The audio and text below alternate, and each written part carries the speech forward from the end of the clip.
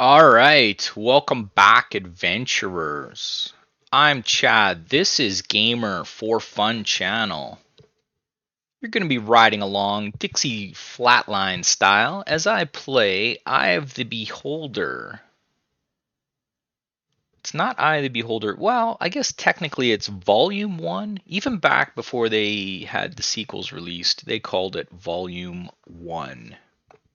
So, Eye of the Beholder, Volume 1. And we're going to step right back into it. I've spent the last two episodes laying some groundwork on what the heck all this stuff does and means. And we're still not even too deep into, we're like on level 1 here. Okay, so I'm just going to pick right back up where it goes. Real quick, you see this little alcove in the wall there, okay? Eye of the Beholder, the developers at Westwood Associates, they came up with something, little Easter eggs. So way back in like 1990, they came up with special quests. I'm gonna pull up the I'm down at the bottom there. You can see the green triangle. Actually, if I move, no, I can't move. Maybe I'll move so you can see where I'm at. See this green triangle moving? Okay. Square box 21. Let me read what it says in the all-seeing eye. Okay, because Westwood Associates came up with special quests in Eye of the Beholder. So let me read it off to you. Box 21. In this alcove, there is a shelf carved into the north wall. On the shelf are two scrolls. A mage armor spell, a cleric's bless spell. Make sure to scribe the armor spell the next time the party rests. There are two kobolds guarding this area. We've already crushed, killed, and destroyed those guys. We've also picked up the scrolls, and they're with Cedric and Chris. Okay? Now, special quest. Place a dagger into the shelf to get Guinsoo, a +4 dagger. Now, okay, that's all read from box 21 on the map there. So let me turn off the all-seeing eye. And let me get back into the game here. Here we go. And step in. Now, these special quests, the developers created 12 of them. And in 1990, there was no like, hey, here's the internet as we know it. This is what you do to finish off these special quests. There was none of that. It was, hey, there's an alcove there. I remember the first time I was playing this game, and I was like trying everything. And I was like, huh, you can put stuff in there. Nope, too big. No, won't fit in there. No. What if I put this in? And it was like super freaky. Picked up a dagger. Did you hear that little chime? And you see the green writing? That is the only indication that you have done a special quest. There is no fanfare. There is nothing else. It is like just a simple little chime and some green writing. And if you happen to be not paying attention or not doing something, or your characters are taking damage, or you're in a fight or whatever, you will miss it. You can see, look at the green writing's already up there, right? Guinsoo, look at this. Boom. It's already off the screen. So you're like, huh, what the heck happened? I missed this. I thought I heard something, but I don't know what happened. You can miss completing these special quests like there is no tomorrow. Now, special quests. There's 12 in the game. There's 12 levels of dungeon in Eye of the Beholder. There's 12 of them. I'm telling you that at the time. If you're playing this for the first time, sorry about that. I've just spoiled it for you. There's 12 levels in this game. Anyway, So the intent of SSI and the developers was you finish all 12 of these special quests, which there is zero instruction for. Okay? You don't even know you're doing them when you're doing them. Okay? If you finish all 12, supposedly you get a thing. You get a code or a number or something. And the intention was, and I've read this later, the intention was you contact Strategic Simulations Incorporated, SSI, you give them the code number or word or whatever the heck you get, and you get some kind of prize or something like that. I don't know. It was very limited, okay, on what it was like, what the heck. So you had to write to them. You then, can I not open this door? So that's what that was about. Okay, can you believe it? I mean, the awesomeness of this game is like, oh man, it's so cool. So much is in this game. Okay, the reason why I mention it and I spend so much time on it is I have, as many times as I have played this game, never ever have I finished all 12 special quests. I think the most I've ever done is like 6 or 7. Okay? I even went out and I had the clue book thinking, oh, okay, the clue book for this game is, oh shoot. Time to fight. The clue book for this game is going to tell me what the heck I need to do. No chance. No chance whatsoever. That clue book is even more obscure than I can even explain. It's like, yeah, carry the eggs over here or put these in the whatever. And it's like, what? What do you mean carry the eggs over here? It's like, no. But you know what? Before we get to them, every level has got a special quest. I think the first like 4 are like you'll just stumble into the first 4 easy. After that, they get real hard. My intention, friends, is to finish all 12 of those special quests. So we're going for them. Okay, I've played this game so many times, and I've always wanted to. Plates on the ground here. I've always wanted to finish those special quests. So when I saw that it was back on GOG and this game was available, I was like, oh my gosh, I'm doing this. I absolutely have to do this.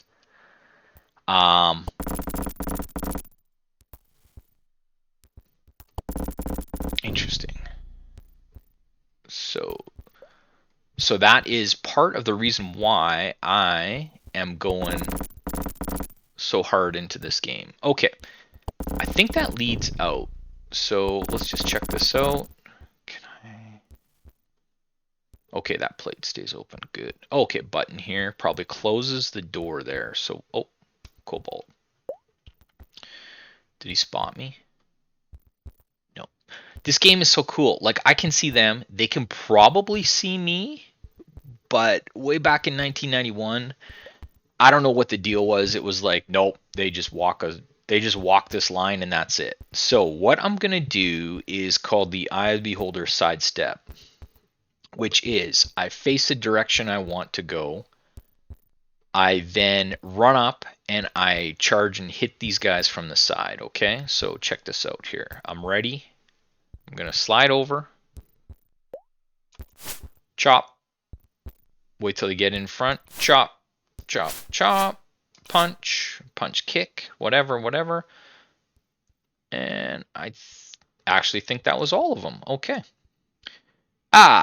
So I have wasted so much time explaining the game that my food is getting down. I'm not at desperate level yet, and I've definitely got like food, but And there's food in the game you can find. There's even a cleric spell that you cast that allows you to get more food. Or it just basically, I can't remember what the cleric spell is called, but it basically replenishes your food. And the reason why I mention all of this is because there is a quest that requires you to drop food in a room. I can't remember where it is. So we kind of don't want to use all of our food. Okay, so first real puzzle of the game, you're like, huh, maybe if I'm real fast. Oh, no. No. Maybe there's something on the wall. Nope, I don't see anything. Huh. Maybe I gotta take one of these stupid rocks and put it on the plate. So this was like, in 1991, as kids playing this game, we were like, how do you get through there? It took like 2 seconds to be like, huh, maybe if I just throw something down. I think the first time I did, it was actually like a mace, but then I left it behind. Which, I mean, not a big deal as a, you know, in this game, that's not a big deal. But definitely, if you can use a rock, use a rock. Okay. So, yeah. Oh, look at that. Another rock is in here in case I didn't. I wasn't smart enough to pick up my rock. Okay, where are we here?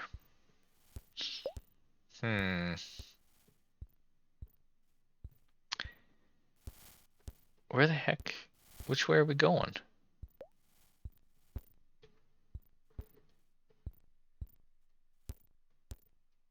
Okay. Oh. What is that? Drainage. Okay. Oh, hang on. What's this? Ah, okay. See this brick on the wall here? Notice it looks different? I'm just going to click this and see what happens, okay? Oh, shoot. Oh, yep. We in a fight. Okay. All right. So, brick on the wall. Very cool. Okay. So, yeah, that was the... Oh. It smells terrible here. Okay. So, there's a hole in the ceiling here. I have a feeling... Oh, and dart. Okay, who can use a dart? Can Chris throw a dart? No, because it is a sharp weapon and clerics cannot use sharp weapons. Okay. So, obviously, is that for that room?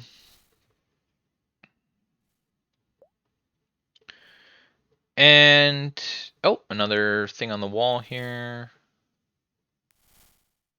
Okay, look at that. Okay, so we're going to click this and see what happens. Yeesh. Okay. All right. There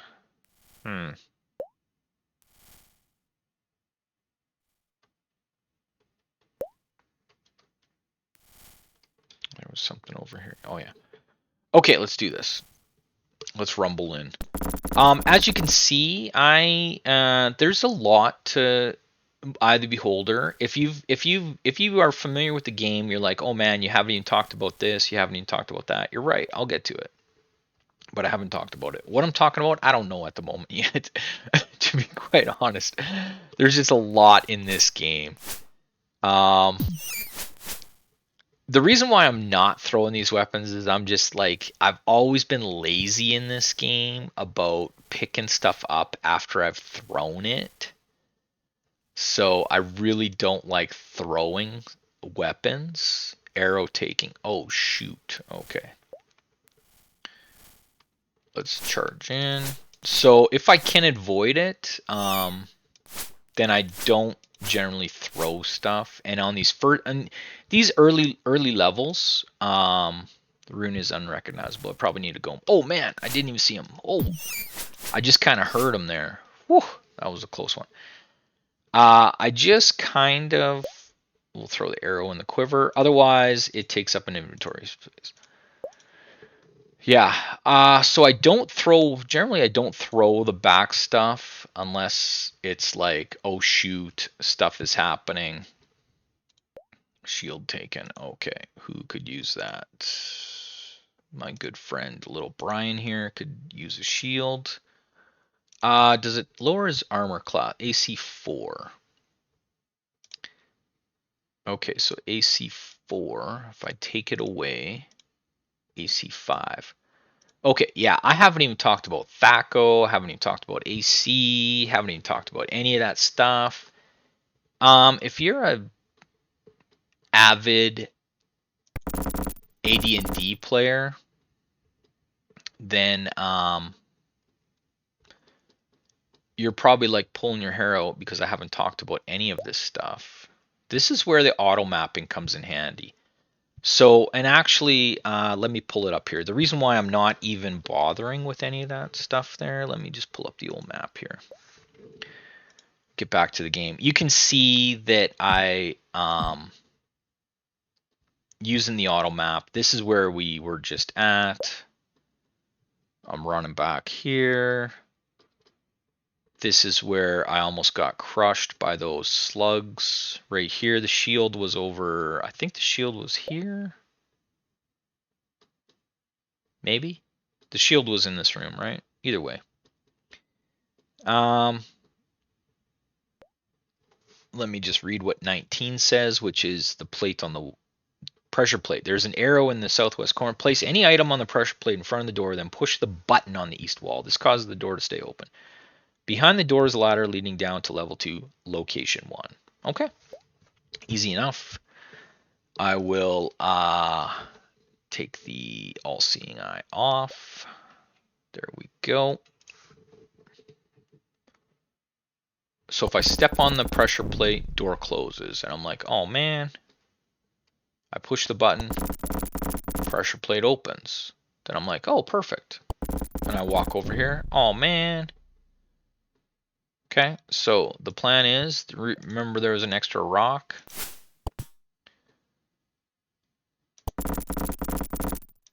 That's what we do. Okay, so there's puzzles. I mean, I could pick that rock up now. However, that would probably trap me into level 2, not able to get to level 1 again, which not a big deal, but at some point I may want to get back to level 1. I don't know why. I don't think I ever have, but it's a rock. I can leave a rock. I'll tell you what, friends. If I need a rock, I'll run back to level 1 and get a rock, okay? So, we're coming up on 18 minutes. I think here's what I'm going to do. I'm going to pull up the all-seeing eye, okay? I'm going to overlay it over top of my characters. There we go. I am then going to get back to the game. I'm going to go forward. And I am going to be met with the copy protection. Okay. As you know from Neuromancer playthrough, opening up the PAX machine, it said, hey, spin that code wheel and tell me what the word is. Okay? Well, guess what?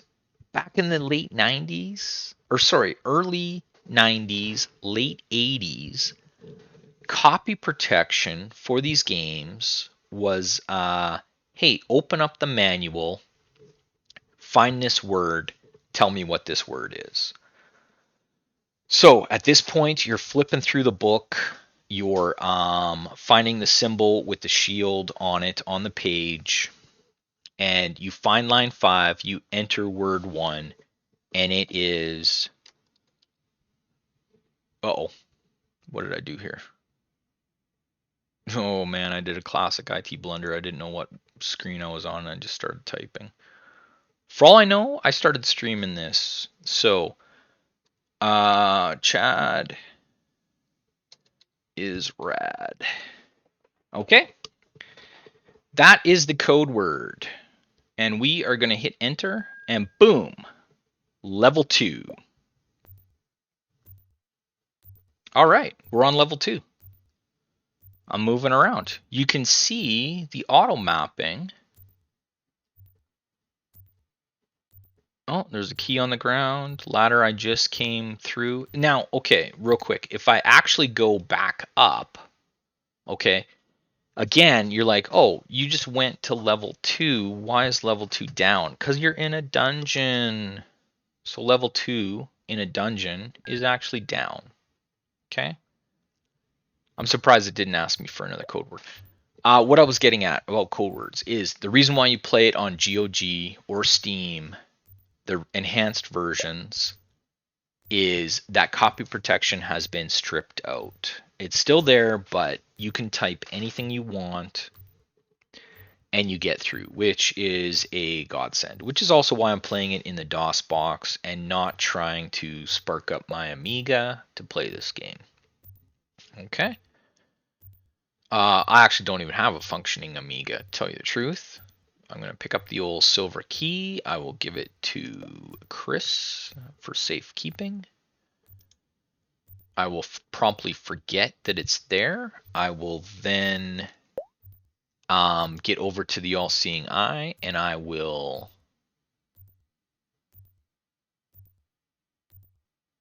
do I? Yes, I do. I'm gonna explore the entire. I'm gonna enable the entire level. Okay. Boom. Done. That's the whole level.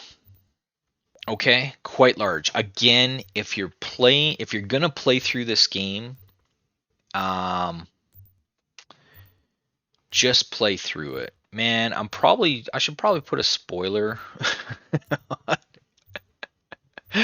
Maybe I won't display the whole level. You know what? Maybe I won't display the whole level for fellow adventurers that haven't started playing this. Okay? Yeah, maybe I should do that. Sorry about that. I will just quietly have it off to the side. Now, uh, I am going to save the game here. Actually, I'm going to hit camp.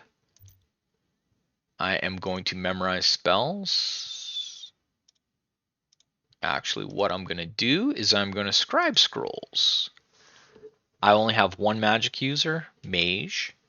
Mage? Mage. Magi? Mage? Mage. I'll say it all three different ways. I only have the one magic user, so it says, oh, you want to scribe scrolls that you found? Not a problem. All right, Cedric. Did you actually do it? Oh, you did it. Okay, perfect. And I have armor available.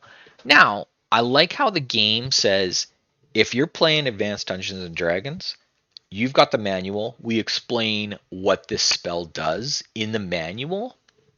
So, too bad, so sad if you don't know what it does. So, armor, at this moment, Magic Missile is going to be a little more useful to me. Okay, I still got MILFs and yeah, that level 3 flame blade that I was character editing with earlier, showing you how it was done. Didn't stick, which is great. Okay, so pray. Let's grab a couple. What did I even do here? One. Oh, oh yeah, Chris went up a level. Chris went up a level, so we've got